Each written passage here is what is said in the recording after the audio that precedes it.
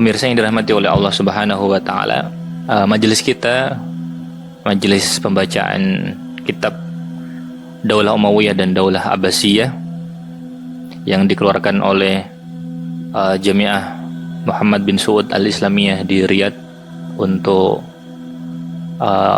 pendidikan di menengah mereka, pendidikan di SMP mereka, ya, atau yang mereka kelola.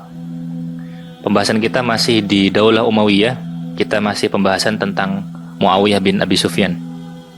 Sehingga yang kita bahas pada hari ini insyaallah adalah kebijakan Muawiyah. Kebijakan Muawiyah ketika menjabat sebagai khalifah. Atau bahasa lainnya yang kita bahas pada hari ini adalah kebijakan Muawiyah, kebijakan Khalifah Muawiyah bin Abi Sufyan. Boleh seperti itu. Nah, kebijakan ini nanti ada kebijakan di dalam negeri dan juga nanti ada kebijakan di luar. Kebijakan di luar itu nanti kaitannya dengan pembukaan wilayah, ya. Sedangkan kebijakan di dalam nanti beberapa prestasi yang dilakukan oleh Muawiyah dalam mengatur urusan di dalam negerinya. Kita mulai yang pertama secara umum, siyasatuhu fil hukmi, kebijakan Muawiyah ketika Muawiyah menjabat sebagai khalifah. Qala musannif rawal Imam Ahmad fil musnad bisanadin rijaluhu thiqat. Imam Ahmad dalam musnadnya meriwayatkan dengan sanadnya, di mana sanad tersebut rijalnya itu thiqat. Rijalnya itu, para perawinya itu bisa dipercaya. Anna Rasulullah sallallahu alaihi wasallam qala, bahwasanya Rasulullah bersabda, ya Muawiyah, wahai Muawiyah, in wulita amran fattaqillaha wa'adil.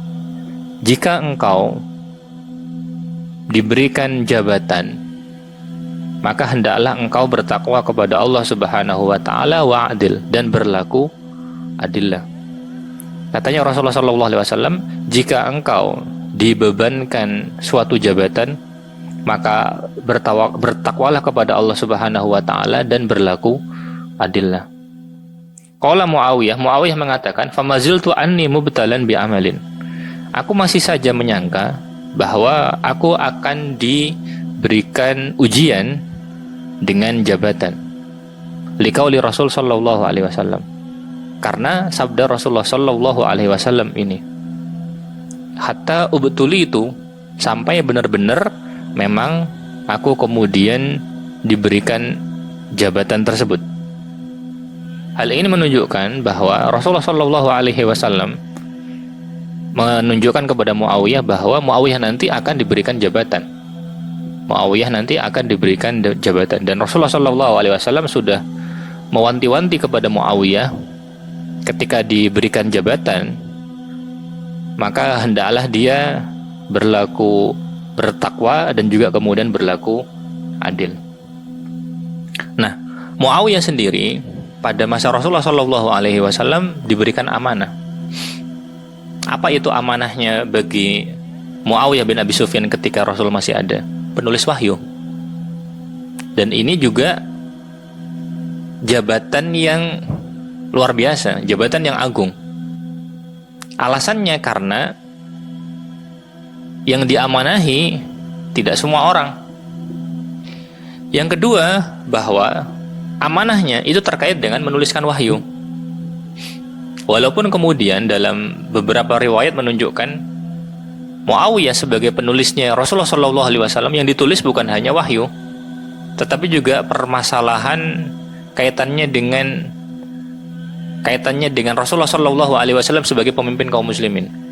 Misalkan riwayat Imam Ahmad, ketika itu kemudian ada sahabat yang memintakan keputusan baginya, lalu kemudian Rasulullah SAW memerintahkan kepada Muawiyah untuk menuliskannya, kemudian oleh Rasulullah SAW dibubuhkan stempel, dan kemudian baru diberikan kepada mereka. Sehingga ini kaitannya bukan dengan wahyu, ya. Ini kaitannya kemudian dengan posisi Rasulullah SAW sebagai kepala negara. Dan kalau kita perpanjang masalah, kita tahu bahwa Muawiyah sendiri itu adalah orang yang bisa menulis. Karena dalam riwayat, misalkan sebagaimana disebutkan oleh Suyuti kalau tidak salah. Kakeknya Muawiyah yaitu Harb, itu yang mengenalkan tulisan Arab di Mekah. Insya Allah demikian. Sehingga keluarga ini itu termasuk keluarga yang kemudian bisa menulis di antara bangsa Arab pada masa tersebut. Kalau kita kemudian bicara tentang penulisan wahyu, maka Muawiyah posisinya sebagai penulis wahyu itu tidak diragukan lagi.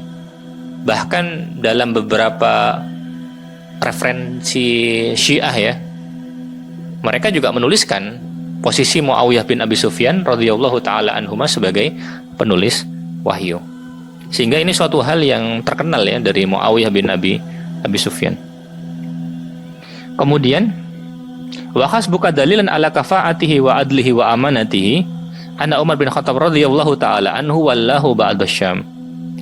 Jadi cukuplah bukti akan kecakapannya Muawiyah memerintah, akan keadilannya Muawiyah dalam memerintah, akan amanahnya Muawiyah bin Abi Sufyan radhiyallahu taala anhuma ketika memerintah, bahwa Umar bin Khattab ketika dia menjabat sebagai khalifah telah menunjuknya sebagai salah satu pemimpin di Syam.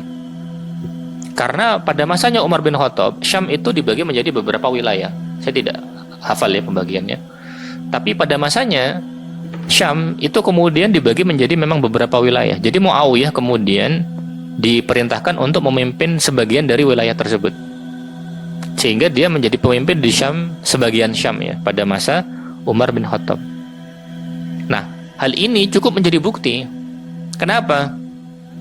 Karena Umar bin Khattab radhiyallahu anhu kita tahu sangat selektif, sangat hati-hati ketika memilih pemimpin, tidak sembarangan. Sehingga ketika Muawiyah bin Abi Sufyan dipilih oleh Umar bin Khattab, ini menunjukkan bahwa Muawiyah bukan orang sembarangan.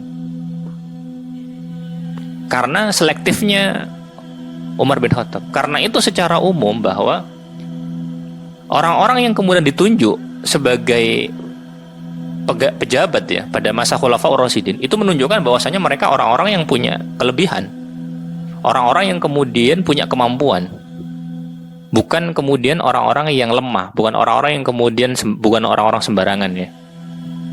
Sehingga apa yang dilakukan oleh Umar dengan menunjuk Muawiyah bin Abi Sufyan sebagai salah satu pejabat itu menunjukkan memang Muawiyah seseorang yang mampu, seseorang yang kemudian memiliki kemampuan untuk menjadi pemimpin.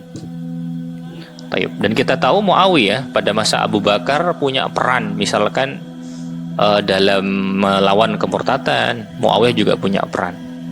Begitu juga dalam upaya penaklukan di Syam, Muawiyah juga ikut serta. Begitu juga pada masa Umar ini, Muawiyah punya peran juga. Kemudian thumma amarahu Utsman bin Affan 'alaiha kullaha ba'da dzalik. Ketika Umar bin Khattab radhiyallahu taala anhu mangkat yang menggantikannya Utsman bin Affan, maka Utsman bin Affan kemudian menjadikan Muawiyah sebagai pemimpin tunggal di Syam, tidak dipecah lagi, sehingga semua wilayah Syam pada masa Utsman bin Affan itu kemudian ditunjuk Muawiyah menjadi gubernurnya, mencakup semua wilayah Syam. Pada masa Umar hanya mencakup sebagian ya, saya tidak hafal pembagiannya, tapi yang pasti pada masa Utsman semuanya, semua wilayah Syam tanpa terkecuali. Sebagaimana sudah kita sampaikan sebelumnya ya, bahwa Syam pada waktu itu mencakup hari ini berapa negara paling tidak. Yang pertama Suriah, kemudian Lebanon, kemudian Yordania, kemudian Palestina. Paling tidak 4 negara ini. Bisa jadi tambah lagi sedikit beberapa wilayah yang di sekitar wilayah 4 negara ini. Paling tidak 4 negara ini. Sehingga wilayah yang tidak kecil ya pada masa tersebut. Kemudian wa kana Muawiyah radhiyallahu taala anhu muhabbaban ila ra'iyatihi. Muawiyah itu dicintai oleh rakyatnya, dan ini persaksiannya para ulama. Persaksiannya para ulama bahwasanya Muawiyah dicintai. Karena dia kemudian memimpin dengan cara yang baik. Dia punya jiwa kepemimpinan yang baik. Dan kita tahu dalam hadis Rasulullah SAW kurang lebih pernah mengatakan, khairu a'immatikum alladzina yuhibbunakum wa tuhibbunahu. Sebaik-baik pemimpin itu, katanya Rasulullah SAW, adalah yang mencintai kalian dan kalian mencintai mereka. Wa syarru a'immatikum alladzina takrahunahu wa yakrahunakum. Dan seburuk-buruk pemimpin itu adalah yang mereka itu membenci kalian dan kalian membenci mereka. Hal ini dikatakan oleh Rasulullah SAW ketika menyebutkan Muawiyah bin Abi Sufyan. Rasulullah Ibnu Taimiyah menyebutkannya dalam Majmu' Fatawa. Sehingga Muawiyah termasuk sebaik-baik pemimpin karena Muawiyah dicintai oleh rakyatnya. Dan ini persaksiannya para ulama ya. Persaksiannya para ulama tentang hal ini. Kemudian amila fi imarati Syam isrina sanatan. Muawiyah menjadi amir di Syam itu kurang lebih sekitar 20 tahun. Jadi masa yang panjang menjadi amir di Syam. Dalam masa sekitar 20 tahun. Walaupun kemudian jabatannya berbeda-beda ya. Tapi kemudian dia punya pengalaman sebagai pemimpin di Syam. Wal khilafah isrina sanatan. Dan juga Muawiyah sebagai khalifah itu 20 tahun. Tidak pas 20 tahun sebenarnya, tapi 19 tahun lewat ya. Kita tahu bahwa terkadang orang Arab ketika menyebutkan pecahan, terkadang itu tidak disebutkan. Kadang diikutkan yang besar, kadang-kadang atau kadang-kadang digenapkan. Atau kadang-kadang digenapkan. Kadang-kadang kemudian pecahan itu misalkan hadis arba'in ya, hadis 40. Apakah jumlah hadisnya 40? Tidak. Berapa? 42. Sehingga disebutnya arba'in saja. Atau kadang-kadang itu digenapkan. Contoh misalkan. Para ulama misalkan menyebutkan tentang Aisyah itu ketika dinikahi oleh Rasulullah SAW umur berapa? Ada riwayat mengatakan umur 6 tahun. Ya memang seperti itu riwayatnya, betul. Ada pendapat lain mengatakan 7 tahun. Loh kok bisa beda? Bagi yang mengatakan 6 tahun, itu 6 tahun lewat. Jadi lewatnya tidak disebutkan. Bagi yang mengatakan kemudian 7 tahun, itu maksudnya digenapkan menjadi 7 tahun. Sehingga kebiasaan mereka kadang-kadang seperti itu. Karena itu ketika di sini dikatakan Muawiyah menjadi khalifah selama 20 tahun, itu maksudnya digenapkan 20. Hakikatnya belum sampai, sekitar 19 tahunan lebih. Allahu a'lam bishawab. Kemudian walam yunazi'hu ahad fi daulatihi. Tidak ada yang kemudian menyelisihinya ketika dia berkuasa. Maksudnya gejolak yang terjadi pada masanya itu minim, relatif minim sekali. Sedikit ya. Bukan berarti tidak ada, tetapi kemudian terbatas sekali. Sehingga kemudian tidak begitu teranggap. Kekuatannya itu kecil sekali. Menunjukkan kekuatan Muawiyah bin Abi Sufyan radhiyallahu taala anhu ketika dia berkuasa. Kemudian baldanat lahul umam. Bahkan kemudian umat-umat yang begitu banyak danat lahu, tunduk kepada dia, taat kepada dia, mengikuti dia. Wa kana mulkuhu alal haramain. Wa kana mulku Muawiyah alal haramain. Kekuasaannya Muawiyah pada waktu itu mencakup wilayah Haramain, yaitu Mekah dan Madinah, luas sekali. Wasyam, begitu juga Syam. Paling tidak negara sekarang sebagaimana sudah kita sampaikan, paling tidak Suriah, ditambah Libanon, ditambah Palestina, ditambah Yordania. Wa Misr, begitu juga wilayah Mesir yang begitu luas itu tadi. Wal Irak, begitu juga wilayah Irak. Kita tahu Irak sangat luas. Di mana kemudian ditambahkan wilayah Khurasan dan juga wilayah Khurasan. Wilayah Khurasan wilayah di timurnya Irak sana. Masuk wilayah Iran dan kemudian ke arah timur lagi. Wa Faris, begitu juga wilayah Faris, wilayah Persia sekarang.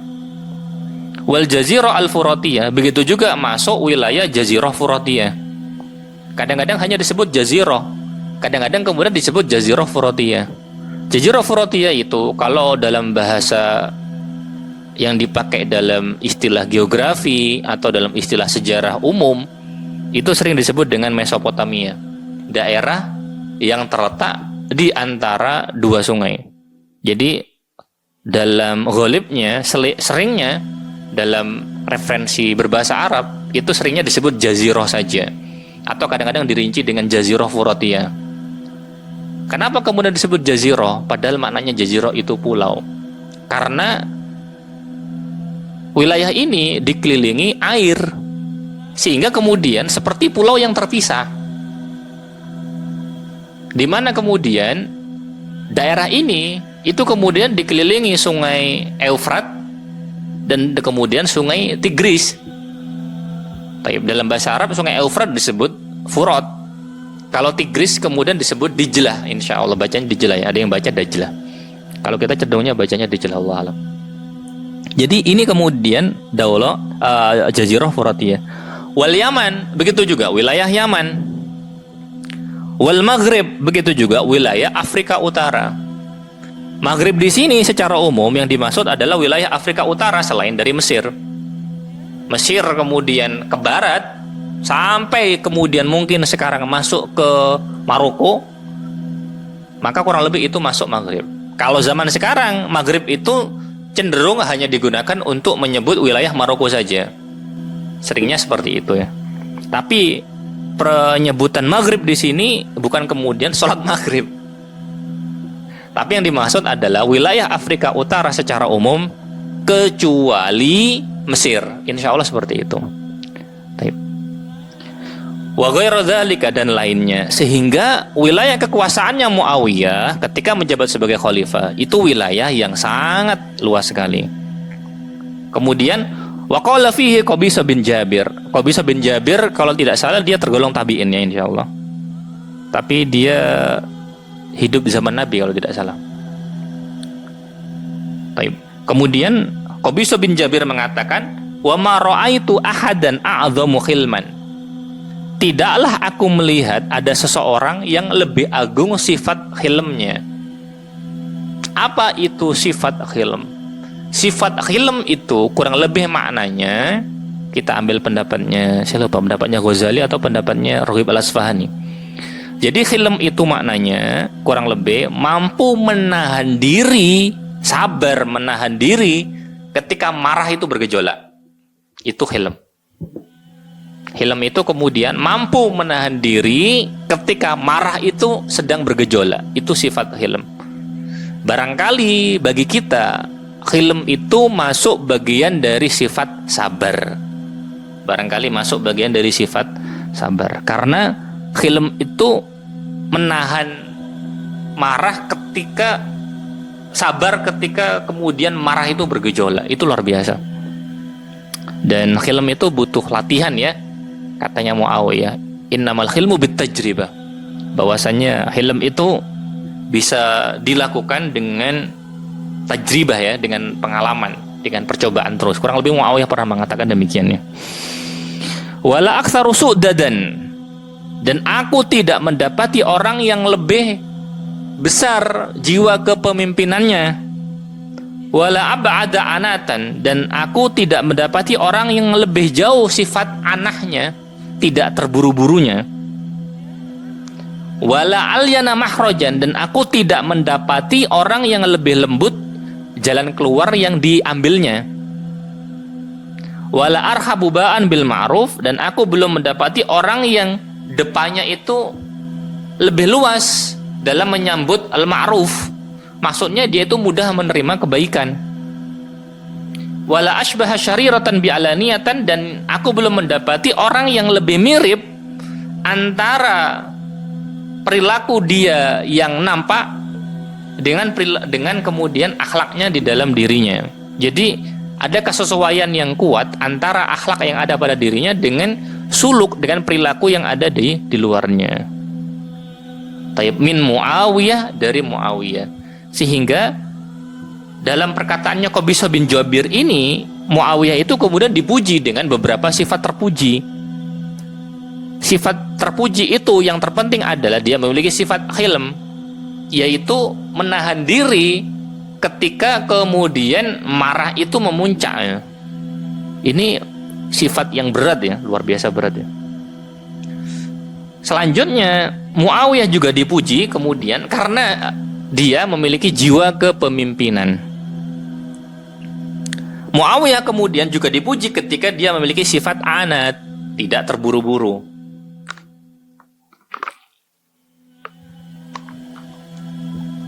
Begitu juga kemudian Muawiyah dipuji karena dia memiliki sifat ketika memberikan solusi, itu solusi yang paling lembut. Bukan solusi yang kasar, bukan solusi yang keras, bukan, tapi solusinya itu kemudian solusi yang lembut. Kemudian Muawiyah juga dipuji karena depannya itu kemudian lebih luas menerima kebaikan, menerima perkara yang baik. Maksudnya dia menerima kebaikan dari siapapun. Dan kemudian Muawiyah itu dianggap sesuai antara kemudian dirinya dengan perilakunya. Akhlaknya terpuji dan suluknya itu kemudian juga terpuji ya. Jadi sarirah yang ada di dalam, yang ada pada dirinya dengan perilakunya itu kemudian sudah sesuai ya. Kurang lebih seperti itu. Wallahu ta'ala a'lam bishawab. Selanjutnya musannif menyebutkan waqad ahsana Muawiyah radhiyallahu ta'ala anhu ikhtiyara ummalihi. Katanya musannif, Muawiyah itu sangat hati-hati ketika memilih pejabatnya. Jadi Muawiyah itu kemudian selektif ketika memilih pejabatnya. Wa istafahu min dzawil kifayah, dan memilih pejabat-pejabat tersebut dari orang-orang yang punya kecakapan. Memang orang-orang yang mampu. Wal akal, dan juga dipilih dari orang-orang yang cerdas, punya akal, bukan orang yang kemudian bodoh misalkan. Begitu juga dipilih orang-orang yang memiliki husnul tadbir, yang bisa mengatur dengan baik, yang manajemennya bagus kalau zaman sekarang barangkali. Fa'ahlasulahu, maka mereka yang ditunjuk oleh Muawiyah bin Abi Sufyan radhiyallahu ta'ala anhu menjadi gubernur, menjadi pejabat dan lain sebagainya, maka mereka kemudian mengikhlaskan untuk Muawiyah. Mereka tulus bekerja untuk Muawiyah. Wa azaruhu, dan juga menolong Muawiyah bin Abi Sufyan. Hatta sarat daulatuhu ala khairil wujuh, sehingga negaranya Muawiyah radhiyallahu ta'ala anhu berjalan dengan sebaik-baiknya. Berjalan dengan sebaik-baiknya. Wa kana min haula'il akifa al-mukhlisin, dan di antara tokoh-tokoh yang kemudian ikhlas menjadi pegawainya Muawiyah, di antara mereka adalah Amr bin As fi Misr, yaitu Amr bin As yang menjadi gubernur Mesir. Wal Mughirah bin Syu'bah fil Kufah. Begitu juga Mughirah bin Syu'bah, seorang sahabat yang kemudian ditunjuk menjabat sebagai gubernur di Kufah. Kemudian Ziyad bin Abihi fi Basrah. Begitu juga kemudian Ziyad bin Abihi di kota Basrah. Basrah dan Kufah kita tahu sama-sama di Irak. Basrah itu cenderung di selatan, Kufah itu kemudian cenderung di atas. Dua kota ini pada masa itu menjadi kota terpenting di Irak. Baghdad belum ada zaman itu, karena Baghdad baru dibangun nanti pada masa Daulah Abbasiyah, pada masa Khalifah Abu Ja'far Al-Mansur. Sehingga kemudian Basrah dan Kufah pada waktu itu menjadi ibu kota provinsi, bisa dikatakan seperti itu. Basrah, maka gubernur yang berkedudukan di Basrah, dia membawahi wilayah sekitarnya dan kemudian lanjut ke timur, ke wilayah Khurasan yang kemudian sekarang mencakup wilayah Iran, kemudian sebagian wilayah Afghanistan, kemudian sebagian wilayah mungkin Turkmenistan.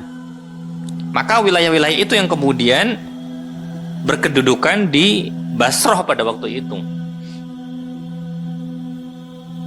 Kemudian Kufah cenderung di atas, cenderung di utara. Maka Kufah menjadi ibu kota provinsi yang membawahi wilayah di bagian utara sana. Nanti wilayah Irak agak ke utara sampai ke Laut Kaspia. Maka itu wewenangnya penguasa kaum muslimin yang ada di Kufah pada masanya. Kemudian musannif menyebutkan waqad najahat siyasatu Muawiyah dakhilud daulah wa kharijaha. Dan siasat Muawiyah ini berhasil. Siasatnya Muawiyah ini berhasil baik di dalam negeri ya, atau kemudian juga di luar negeri. Allahu taala alam bisawab. Kita lanjutkan setelahnya. Islahatud dakhiliyah. Kita bahas sekarang tentang perbaikan yang ada di dalam. Apa yang dilakukan oleh Muawiyah dari perbaikan yang ada di dalam. Musannif menyebutkan imtaddat yadu Muawiyah bil islah wa tanzim fi kulli makan. Jadi tangannya Muawiyah itu terus berupaya melakukan perbaikan. Wa kana min ahammi amalihi, dan termasuk dari kebijakan yang diambil oleh Muawiyah ketika menjabat sebagai khalifah adalah tanzimul barid, mengatur barid. Zaman sekarang barid itu identik dengan pos. Dan pada masa itu memang salah satu fungsinya itu untuk mengantarkan surat, memang betul. Baik. Jadi sistemnya pada waktu itu kemudian dia membuat banyak pos 1, pos setelahnya, pos lagi, dan seterusnya, di mana setiap pos itu kemudian ada aturannya, jaraknya berapa kilometer misalkan. Lalu kemudian di setiap pos itu nanti ada pegawai, ada kendaraan, tempatnya untuk kemudian transit, sehingga kemudian surat itu kemudian melewati jalur-jalur tersebut, jalur-jalur pos tersebut. Sehingga hal ini kemudian menjadi suatu prestasi bagi Muawiyah bin Abi Sufyan, karena dianggap sebagai orang pertama yang kemudian mengadakan sistem ini. Nah, yang harus dipahami bahwa tugasnya barid pada waktu itu bukan hanya kemudian kaitannya ngirim surat saja. Terkadang petugas ini itu kemudian menjabat tugas tambahan untuk melihat informasi di negara. Jadi ada fungsi semacam fungsi intelijen untuk kemudian melihat keadaan di negara, lalu kemudian dikirimkan surat mengabarkan kepada khalifah. Sehingga itu salah satu kebijakan yang diambil. Selanjutnya kebijakan yang lain adalah Diwanul Khotam, yaitu dewan khusus yang mengatur tentang khotam. Kemudian khotam itu stempel ya, litasjili tauqi'atil khalifah, untuk kemudian mendokumentasikan, mengumpulkan tanda tangannya khalifah. Jadi dikumpulkan, dijadikan satu tempat agar kemudian rapi dan seterusnya. Warabataha bi khayt, lalu kemudian tanda tangan tadi itu kemudian diikat dengan khayt, diikat dengan benang.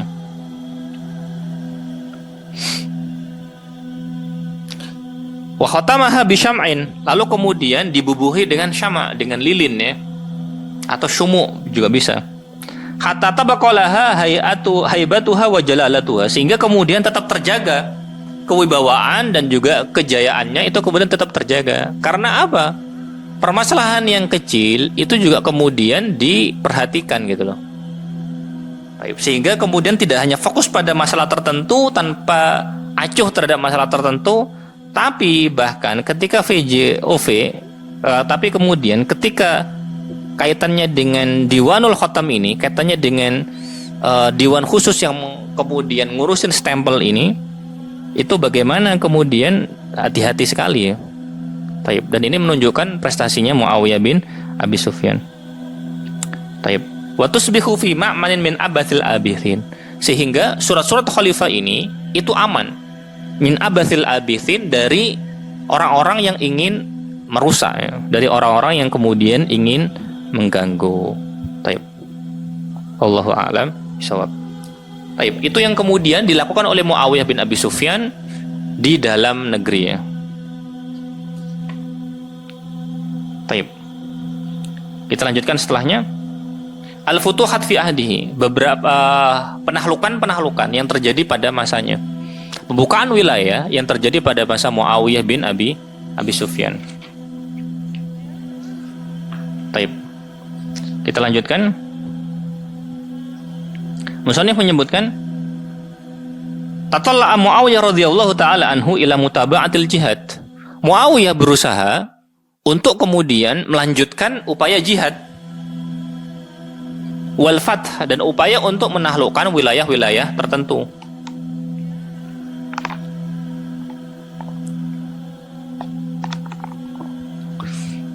Wad da'wah, dan juga kemudian upaya untuk menyebarkan dakwah. Fasammama 'alal madhi, lalu kemudian Muawiyah bertekad untuk jalan terus. Qadaman lil jihad, untuk kemudian menegakkan kaki dalam upaya untuk melakukan jihad fi sabilillah, di jalan Allah Subhanahu wa taala. Warattaba asyawati was-sawaif, dan kemudian menyusun pasukan namanya asyawati was-sawaif. Pasukan yang disebut asyawati bentuk dari syatiyah, dari kata syita. Apa itu syita? Musim dingin.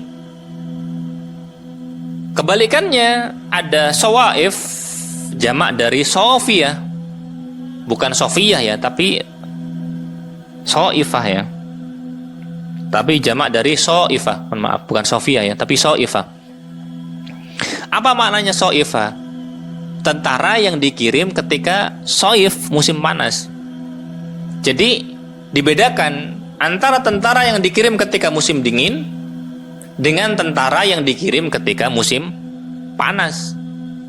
Wallahu ta'ala a'lam. Barangkali hal itu kembali kepada kekhasan yang ada pada musim tersebut. Karena ketika musim dingin, maka kebutuhannya berbeda dengan kebutuhan ketika musim panas. Ketika musim dingin, kebutuhan terhadap hal yang bisa menghangatkan badan tentu lebih besar. Orang butuh banyak jaket misalkan, atau semacam jaket. Intinya yang bisa digunakan untuk menghangatkan badan. Lalu kemudian dibutuhkan mungkin perapian yang kemudian lebih banyak lagi misalkan. Sehingga masing-masing masa, masing-masing musim ini kemudian membutuhkan perhatian tertentu. Dan ini menunjukkan kejeliannya Muawiyah. Jadi dia tahu jeli apa yang kemudian dibutuhkan oleh negara, dia tahu.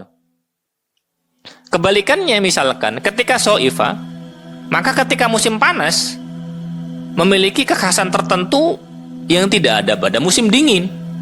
Musim panas, panas. Misalkan kebutuhan air lebih besar. Kebutuhan api, perapian, menghangatkan badan tidak seperti sebelumnya. Dan orang ketika musim panas tidak begitu cepat lapar seperti orang ketika musim dingin. Karena itu ketika musim dingin orang lebih cenderung kemudian untuk mudah lapar. Dan antara dua musim tersebut kemudian memiliki perbedaan sendiri ya, yang tidak sama dengan yang lain. Sehingga kemudian Muawiyah mendirikan pasukan ini, pasukan khusus ekspedisi untuk musim dingin dan pasukan khusus untuk kemudian musim panas. Dan akhirnya nanti kemudian terjadi banyak peperangan musim dingin khusus, musim panas khusus. Di banyak buku sejarah nanti diceritakan bagaimana musim dingin siapa yang berangkat jadi pemimpin, ketika musim panas siapa yang berangkat jadi pemimpin, begitu seterusnya, banyak sekali ya. Kemudian dengan dibangunnya Asyawati ini, pasukan musim dingin ini, dan juga pasukan ketika musim panas ini, hatta yutabi'a masiratal futuh, sehingga Muawiyah bin Abi Sufyan itu melanjutkan estafet dari penaklukan wilayah. Kama fa'alal khulafaur rasyidun, sebagaimana yang dilakukan oleh khulafaur rasyidun. Rasulullah Shallallahu alaihi wasallam sudah memulai dengan misalkan kemudian mengirimkannya pasukan Zaid bin Harithah ya ke Mu'tah. Pasukannya Ja'far ya yang ke Mu'tah. Lalu kemudian ada perang Tabuk misalkan. Pada masa khulafaur rasyidin kemarin sudah kita bahas bagaimana kemudian futuhat masanya Abu Bakar, futuhat masanya Umar, dan juga futuhat masanya Utsman bin Affan. Maka ketika terjadi fitnah di antara umat Islam, terjadi perselisihan di antara umat Islam pada masa Ali bin Abi Thalib radhiyallahu taala anhu, maka energinya umat itu kemudian tidak bisa diarahkan ke jihad. Karena mereka kemudian fokus dengan perselisihan yang terjadi di antara mereka sendiri gitu loh. Sehingga ketika Muawiyah bin Abi Sufyan radhiyallahu taala anhu menjabat sebagai khalifah, maka energinya umat itu kemudian manfaat untuk jihad. Sehingga energinya kemudian maksimal. Taib. Sehingga ketika masanya Muawiyah bin Abi Sufyan, jihad itu berjalan walillahil hamd. Taib. Sehingga ini nikmat bagi umat Islam pada waktu tersebut. Karena jihad kemudian bisa berjalan sehingga agama ini bisa tegak ya. Taib. Kemudian wa hatta layarkanal muslimuna ilal kasal wal humul. Sehingga kemudian ketika ada jihad, umat Islam itu kemudian tidak cenderung malas dan humul, ngasingkan diri, menyendiri, malas ya. Taib. Wa min injazatihi fi dzalika, dan termasuk dari prestasinya Muawiyah bin Abi Sufyan dalam masalah futuhat adalah yang pertama, al-qadhu 'alal fitnah fi biladi Faris. Berhasil mengalahkan fitnah yang terjadi di negeri Persia ya. Di negeri Persia rata-rata kemudian mereka orang Persia. Sempat mereka kemudian membuat masalah. Apa yang kemudian terjadi di sana? Khawalat biladu Faris antatakhallas minal jizya al-mafruḍah. Jadi Persia pada waktu itu bukan negeri Persia ya, karena negeri Persianya sudah habis, tapi kemudian orang-orang di Persia berusaha untuk kemudian melepaskan diri dari jizya al-mafruḍah 'alaiha, di mana jizya ini dibebankan kepada orang kafir yang tidak mau masuk Islam, tapi dia di bawah kekuasaannya umat Islam, maka dia bayar jizya, tidak seberapa sebenarnya. Jadi mereka berusaha untuk melepaskan diri dari jizya yang diwajibkan kepada mereka. Faqamat bi fitnatin, maka mereka kemudian bangkit melakukan fitnah, menimbulkan fitnah fi ahdi Muawiyah bin Abi Sufyan radhiyallahu anhu, pada masa Muawiyah bin Abi Sufyan. Dzal hukbil islami, di mana mereka kemudian melawan kekuasaan Islam. Fa ahdha'at juyushu Muawiyah radhiyallahu taala anhu hadil fitnah.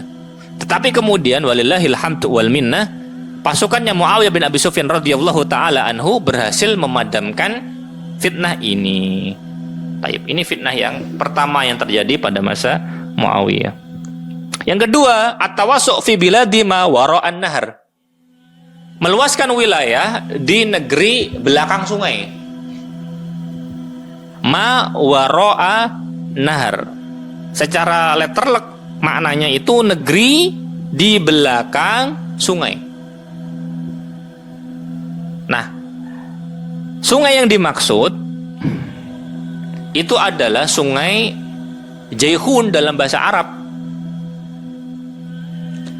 Dalam bahasa sejarah umum, istilahnya kemudian sungai Oxus. Sungai Oxus. Baik. Di mana kemudian umat Islam itu berangkat dari sisi barat. Dari sisi barat.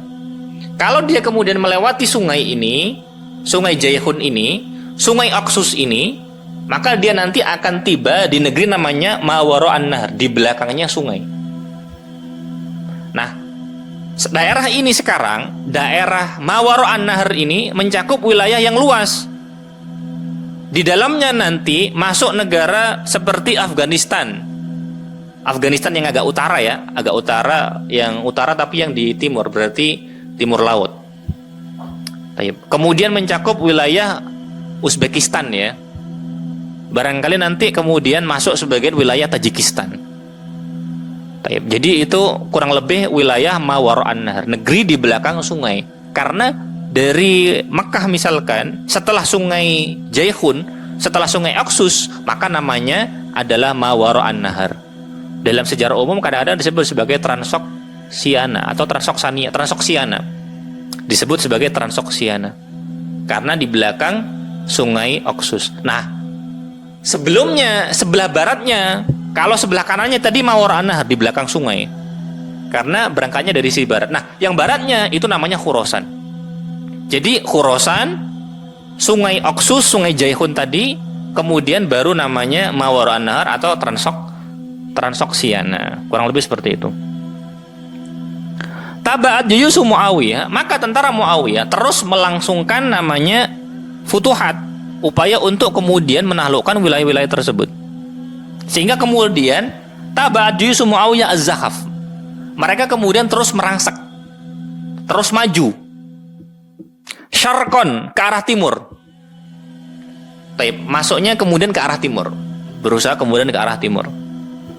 Litawasuk fil fathi, untuk kemudian melanjutkan futuhat, melanjutkan perluasan wilayah. Fa'abarat nahra Jaihun, sehingga kemudian dia menyeberangi sungai Jaihun tadi, sungai Oxus. Sehingga ketika sudah nyeberang sungai, namanya Mawara an-Nahar, daerah di belakangnya sungai. Wa fatahat Bukhara, sehingga kemudian berhasil menaklukkan Bukhara, tempat lahirnya Imam Bukhari, di mana kemudian Bukhara ini kalau zaman sekarang masuk wilayahnya Uzbekistan ya. Masuk wilayahnya Uzbekistan. Thumma Samarkand, lalu kemudian menaklukkan kota Samarkand ya. Kadang kita menyebutnya Samarkand. Samarkand ini juga sekarang masuk wilayahnya Uzbekistan. Banyak ulama yang dinisbatkan kepada wilayah ini ya. Kemudian Tirmidz, kemudian masuk wilayah Tirmidz. Tirmidz ini sekarang masuk wilayah Uzbekistan juga. Masuk wilayah Uzbekistan juga. Sehingga umat Islam pada masa Muawiyah itu sudah sampai sana. Masya Allah ya, jauh sekali. Sekarang masuknya negaranya, wilayah-wilayahnya Uzbekistan dan sekitarnya. Taib. Selanjutnya yang ketiga, jihaduhu dziddur Rum, jihad melawan Romawi. Musannif menyebutkan, kana Rumu qad aktsaru minal gharat ala hududid daulatil islamiyah fin nahiyati syamaliyah al-gharbiyah. Katanya musannif bahwa Romawi itu banyak memerangi umat Islam di perbatasannya umat Islam di sisi asy-syamaliyah gharbiyah. Jadi di sisi barat laut. Di sisi barat laut. Di sisi barat laut. Sisi barat laut berarti daerah sekitar Turki yang dekat dengan sekitar Suriah sekarang, mungkin sekitar situ, atau bahkan mungkin masuk ke Turkinya yang dekat-dekat dengan Suriah, di daerah sekitar sana kurang lebih. Fa'adda Muawiyah al-Uddah, maka Muawiyah kemudian bersiap-siap menyiapkan perbekalan. Wajayashal juyush, lalu kemudian menyiapkan juyush, menyiapkan pasukan. Wantasara alaihim fi mawadhi'a katsira, lalu kemudian berhasil menang melawan mereka fi mawadhi' katsira, dalam banyak perang melawan Romawi. Wabana ustulan, lalu kemudian membangun armada laut. Saya tidak hafal persis ya, armada lautnya ditaruh di mana. Apakah kemudian ditaruh di daerah sekitar Suriah sekarang atau di mana, Allah alam, saya lupa. Uddatahu sab'umi'atin wa alfi safina, di mana kemudian armada laut ini kekuatannya mencapai sab'umi'atin wa alfu safina. Kekuatannya mencapai 1.700 kapal. Luar biasa. Sehingga kita tahu bahwa Muawiyah, sudah kita bahas dalam pembahasan tentang Utsman, Muawiyah itu bisa dianggap sebagai bapak maritim Islam. Karena Muawiyah yang mengusulkan dibentuknya armada laut. Dan Muawiyah bin Abi Sufyan itu juga yang memimpin ekspedisi laut pertama dalam Islam, sebagaimana disebutkan dalam hadis Rasulullah SAW bahwa nanti akan ada umatku yang kemudian mereka berperang di laut. yaghzuna fil bahr. Di mana kemudian Rasulullah bersabda, satakunu fi ummati yaghzunal bahr. Akan muncul nanti dari umatku di mana kemudian mereka berperang di laut, kal muluki alal asirrah. Di mana kemudian mereka itu seperti raja yang duduk di singgasananya. Hadis ini adalah hadis Anas bin Malik radhiyallahu taala anhu arda yang mengabarkan ekspedisi laut pertama dalam Islam, di mana ini sudah terjadi insya Allah tahun 28 Hijriah, ketika umat Islam pada masa itu menyerang dan berhasil menguasai Siprus. Berhasil menguasai Siprus. Sehingga Muawiyah ketika dia jadi khalifah, dia tahu apa yang harus dilakukannya, masalah militer, masalah armada laut. Wastaula bihadzal ustum az-zahab, dan armada laut yang kuat ini, yang besar ini, berhasil menguasai Kubrus, berhasil menguasai Siprus. Karena Siprus ini pada masa Muawiyah pada masa Utsman sudah dikuasai tahun 28. Lalu kemudian tahun 33 diserang lagi gara-gara mereka kemudian melanggar perjanjian. Dan seterusnya. Begitu juga Warudes. Bacanya Rudis ya. Dan juga Pulau Rhodes. Pulau Rhodes ini sekarang masuk wilayahnya Yunani ya. Salah satu pulau penting di Laut Tengah ya. Karena pulau penting di Laut Tengah yang berdekatan dengan wilayah tersebut, itu kan ada Siprus di sini, kemudian ada Rhodes di sini, kemudian ada Kreta di sebelah kirinya, Pulau Kret ya. Wa ghairiha, dan yang lainnya. Min juzuri Rum, dari kepulauan Romawi. Pada waktu itu kemudian dinisbatkan kepada Romawi. Sekarang wilayah-wilayah tersebut itu cenderung lebih dekat ke Yunani. Disebut dengan juzur Rum, kepulauan Romawi. Jadi kepulauan-kepulauan yang kemudian berada di Laut Tengah, di mana pada masa itu kemudian Laut Tengah pada masa itu masih cenderung kemudian awalnya dikuasai oleh Romawi. Karena itu kadang Laut Tengah itu disebut dengan nama Bahrul Rum, Laut Romawi. Walaupun kemudian kekuatan armada Laut Romawi itu terutama berkurang, kekuatannya, pengaruhnya itu nampak ketika mereka kalah dalam perang Zatus Sawari ya, tahun 31 insya Allah atau 32 pada masa Utsman bin Affan. Fil Bahril Abyad al-Mutawasit, di Laut Putih Mutawasit, yaitu Laut Tengah. Sehingga Laut Tengah kadang disebut Laut Abyad, kadang disebut Laut Mutawasit, kadang kemudian disebut Bahrul Rum. Kalau kita kadang disebut dengan nama Laut Tengah biasa saja ya, atau kadang disebut Laut Mediterania. Mediterania kan ya tengah ya. Mediteran. Wallahu taala alam bisawab. Kita akhiri, semoga Allah Subhanahu wa taala memberikan taufik kepada kita agar kita mampu meneladani para sahabat ridwanullah alaihim ajmain, dan kita mampu meneladani salah satu tokoh besar umat, yaitu Muawiyah bin Abi Sufyan. Kita akhiri, semoga bermanfaat. Subhanakallahumma wa bihamdika asyhadu an la ilaha illa anta astaghfiruka wa atubu ilaik. Wassalamualaikum warahmatullahi wabarakatuh.